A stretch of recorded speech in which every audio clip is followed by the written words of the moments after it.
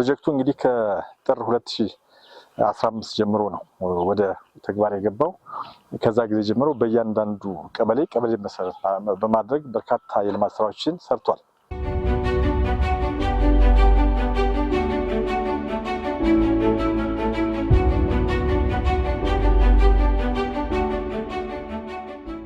በሰሜን ጎንደር ዞን በዳባት ወረዳና ከተማ አስተዳደር ለዓመታት ማህበረሰቡ ሲያነሳቸው የቆዩ የልማት ጥያቄዎችን ለመፍታት ጥረት ሲደረግ ቆይቷል። በመንግስት በጀት በማህበረሰብ ተሳትፎና ከአጋር ድርጅቶች በተገኘ ድጋፍ ከ1 ቢሊዮን ብር በላይ ወጪ 132 ፕሮጀክቶች ተጠናቀው ወደ ስራ ገብተዋል።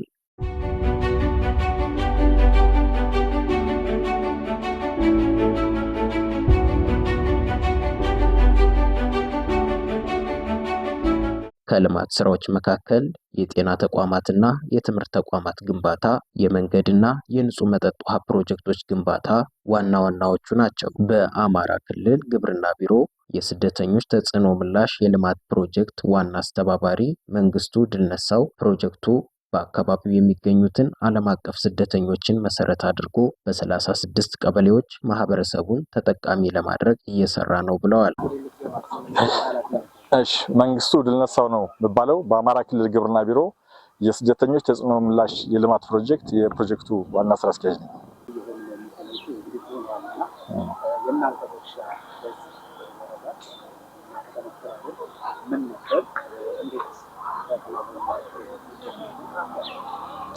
ጥሩ እንግዲህ የስደተኞች ተጽዕኖ ምላሽ የልማት ፕሮጀክት የዓለም ባንክ ፕሮጀክት ነው።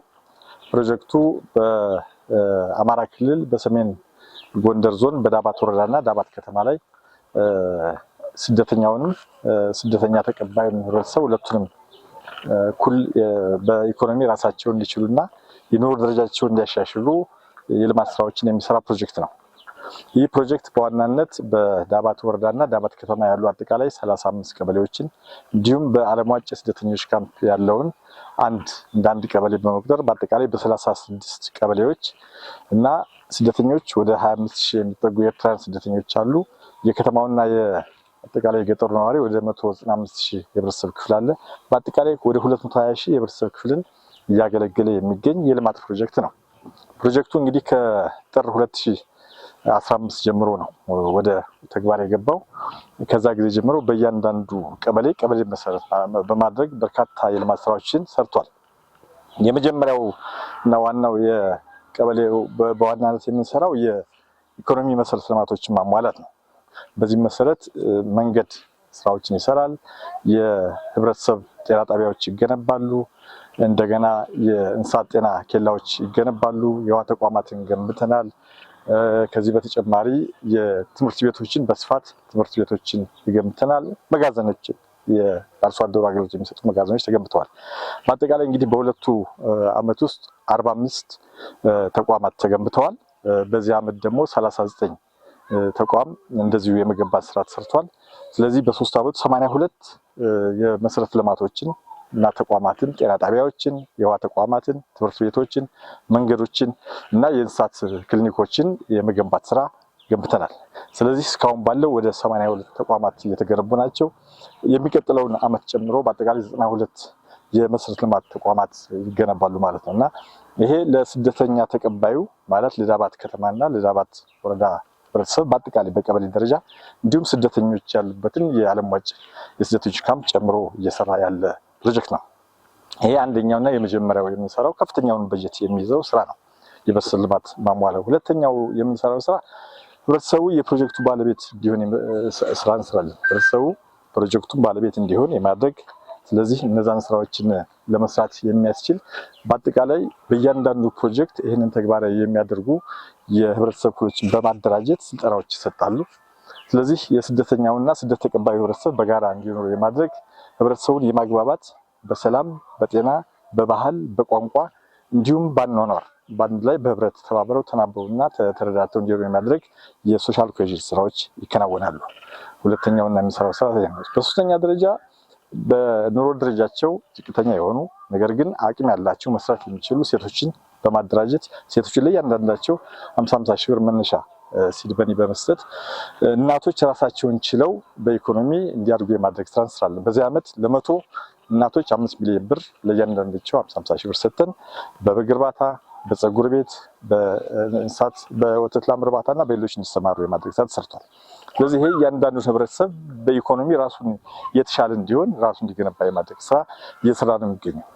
ሌላ በሶስተኛ ደረጃ የተፈጥሮ ሀብት ልማት ስራ እንሰራለን። እንግዲህ የፕሮጀክቱ ዋናው ትልቁ የመጀመሪያው ኦብጀክቲቭ ህብረተሰቡን የኑሮ ደረጃውን ማሻሻልና የተፈጥሮ ሀብት ልማት ጥበቃን ማስጠበቅ ወይም ማሻሻል ነው እና በዚህ መሰረት የተፈጥሮ ሀብት ልማት ጥበቃ ይሰራል። በእያንዳንዱ ቀበሌ ፕሮጀክቱ ባለባቸው በሁሉም ቀበሌዎች የተፈጥሮ ሀብት ስራዎች ህብረተሰቡን በማስተባበር የመስራት ስራ እናከናውናለን።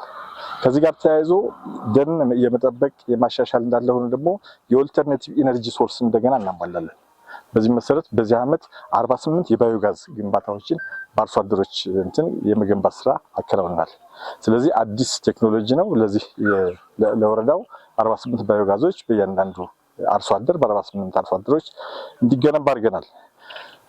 ይሄ እንዳለ ሆኖ የቆጣቢ ምድጃዎችን እናሰራጫለን። በዚህ ዓመትም ከ375 በላይ ቆጣቢ ምድጃዎች ሊሰሩ የሚችሉ የጋራ ፍላጎት ያላቸው ወጣቶችን በማደራጀት ያንን አምርተው ህብረተሰቡ ግማሹን 50% ከፍሎ ፕሮጀክቱ 50% ሸፍኖ የ378 የቆጣቢ ምድጃ የማሰራጨት ስራ ሰርተናል። ይሄ በአጠቃላይ ከተፈጥሮ ሀብት ልማት ስራ ጋር የተያያዘ ነው። ከዚህ በተጨማሪ የሶላር ፓናሎችን ወደ ክልሉ ወደ ወረዳው እናስገባለን። ሶላር ፓናሎች በትምህርት ቤቶች፣ በጤና ጣቢያዎች፣ በእንስሳት ክሊኒኮች ፍሪጅ እንዲጠቀሙ፣ መብራት እንዲጠቀሙ እና ተያያዥ የኢነርጂ ፍላጎታቸውን እንዲያሟሉ የሚያደርግ በ5 ተቋማት በዚህ ዓመት ከሰራነው ስራዎች አንዱ ነው። ይህን እያደረግን እንገኛለን። ከዚህ በተጨማሪ በዋናነት የሚሰራው ግብርና ላይ መሰረት ያደረገ ስራ ነው። ግብርና ላይ አዳዲስ በምርምር የወጡ ወጥተው ሰርቲፋይድ ያደረጋቸውን የሰብል ዝርያዎች ለአርሶ አደሮች እናቀርባለን። ባለፈው አሁን ወደ 980 አርሶ አደሮችን የምርጥ ዘርና ማዳበሪያ በመለገስ የስንዴ እና የባቄላ ምርጥ ዘሮችን ለአርሶ አደሮች እንዲደርስ አድርገናል። እነዚህ አርሶ አደሮች ያንን ምርጥ ዘር በራሳቸው ካባዙ በኋላ በአይነት ለሌላው አርሶ አደር እንዲሰጡ እና ምርጥ ዘሩ በአካባቢው በወረዳው እንዲስፋፋ የማድረግ ስራ እየሰራ ነው። በዚህም አርሶ አደሩ የምርጥ ዘር አጠቃቀሙ እንዲሻሻል፣ የግብርና ስራው የተሻለ እንዲሆን፣ ራሱን በተሻለ በኢኮኖሚ ደረጃ እንዲያሳድግና ሌሎችንም ይዞ እንዲወጣ የማድረግ ስራ ፕሮጀክቱ ይሰራል። ስለዚህ አንደኛው የምንሰራው ስራ ይሄ ነው። ከዚህ ጋር ተያይዞ ወጣቶች ደግሞ የጋራ ፍላጎት ያላቸውን ወጣቶችን በማደራጀት ለእያንዳንዱ ወጣት $6000 ማለትም ወደ 740 ሺህ ብር ለ10 በአንድ ቡድን ለሚደራጁ ወጣቶች እንሰራለን። በዚህም እስካሁን ባለው ፕሮጀክቱ 138 ሚሊዮን ብር ለወጣቶቹ ለተደራጁ የስራ ፈጠራ ላይ ለተደራጁ ወጣቶች አስተላልፏል። በዚህም በስፖርት ቤት የከፈቱ አሉ፣ የመኪና ማጠቢያ የከፈቱ ወጣቶች አሉ፣ በማድለብ የተሰማሩ በርካታ ወጣቶች አሉ። በዚህ በከተማው በወተት እርባታ የተሰማሩ አሉ፣ በእህል ንግድ ሰብስበው በእህል ንግድ የተሰማሩ ወጣቶች አሉ፣ በሸቀጣሸቀጥ ሱቅ የተሰማሩ በርካታ ወጣቶች አሉ። ይሄ በአጠቃላይ ወጣቱ ወደ ስራ እንዲገባ የመነሻ ገንዘብ በመስጠት ተደራጅተው ራሳቸውን ችለው በጋራ ንግዳቸውን እያስፋፉ እንዲሄዱ የማድረግ ስራ እንሰራለን።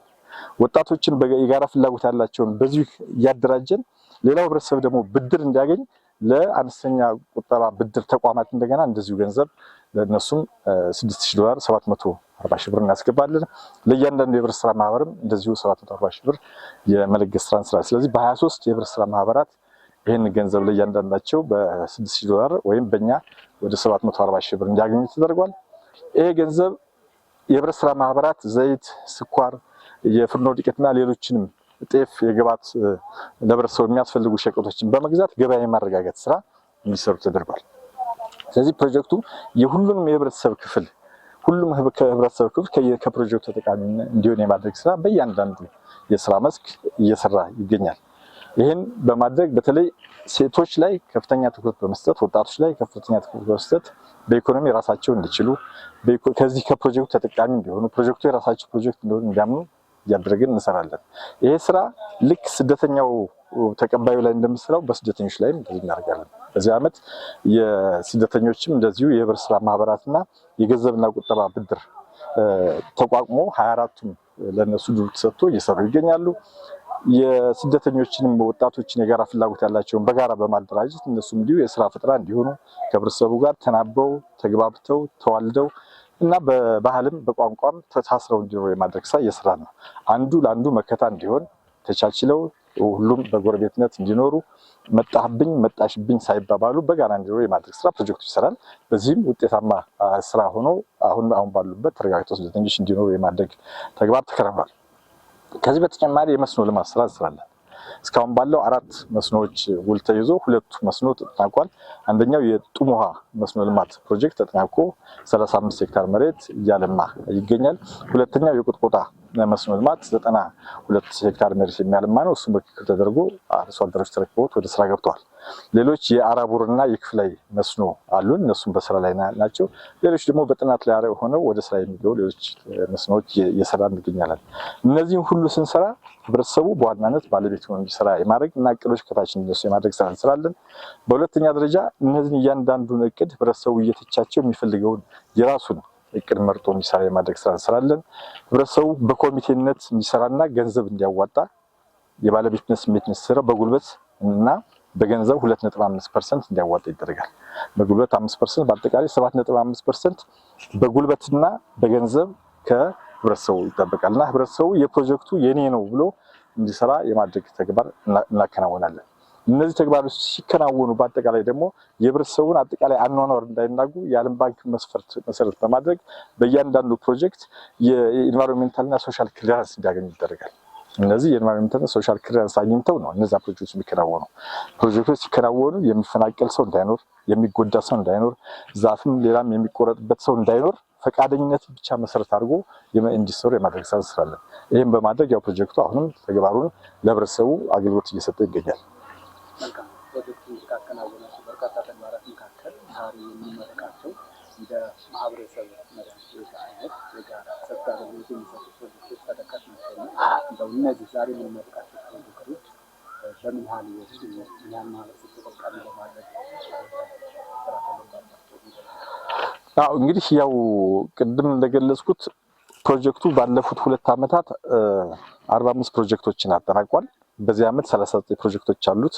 በአጠቃላይ 82 ፕሮጀክቶች ናቸው እና 82 ፕሮጀክቶች በየዓመቱ ከ700 ሚሊዮን ብር በላይ በጀት እየተያዘ ነው ወደ ስራ የሚገባው የመስኖውን ጨምሮ ማለት ነው። ስለዚህ እስካሁን ያሉት የተጠናቀቁት 45ቱ ራሱ በርካታ ናቸው። መንገዶች በብዛት አሉ፣ የውሃ ተቋማት በብዛት አሉ። እንደምታዩት የህዝብ መድኃኒት ቤት አለ፣ ጤና ጣቢያዎች አሉ፣ በዋናነት ትምህርት ቤቶች በብዛት አሉ። አሁን የወቅን ላይ አይታችሁት ከሆነ የወቅን ሃይስኩል ተገንብቷል። የወቅን 2ኛ ደረጃ ማስፋፊያ ትምህርት ተገንብቷል። በእያንዳንዱ ቀበሌ ደግሞ ለባስጌና ሌሎችም አብጥራ ተዘዋውረን እንዳየነው እንዲሁ ትምህርት ቤቶች ተገንብተዋል። ስለዚህ እነዚህ ትምህርት ቤቶች ሲገነቡ ቀበሌ መሰረት አድርገን ነው የምንሰራው። ለአንድ ቀበሌ 125,000 የአሜሪካን ዶላር ነው የምንመድበው በቀበሌ ደረጃ።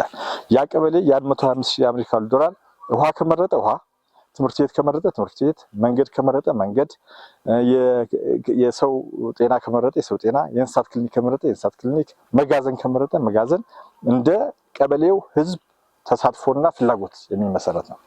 ስለዚህ ለዚህ ነው ከህብረተሰቡ የሚነሳ ፕሮጀክት ነው የምንለው። ህብረተሰቡ ተወያይቶ ምን ብሎ እኛ የሚያስፈልገን በዚህ ዓመት ትምህርት ቤት ነው ካለ ትምህርት ቤት ይገነባል። እኛ ችግራችን የቀበሌው ውሃ ነው ካለ ውሃ ይገነባል።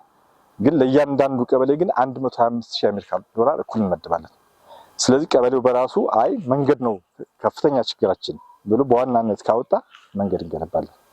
ለእያንዳንዱ ቀበሌ በየዓመቱ እስካሁን ባለው 125,000 ዶላር እንመድባለን። በዛ መሰረት ገንዘባቸውን ይዘው ቀበሌዎች፣ ኮሚቴዎች እያስተዳደሩ የመረጡት ግንባታ ያከናውናሉ። በዚህ መልኩ ነው በየዓመቱ እየሰራን ያለ ነው።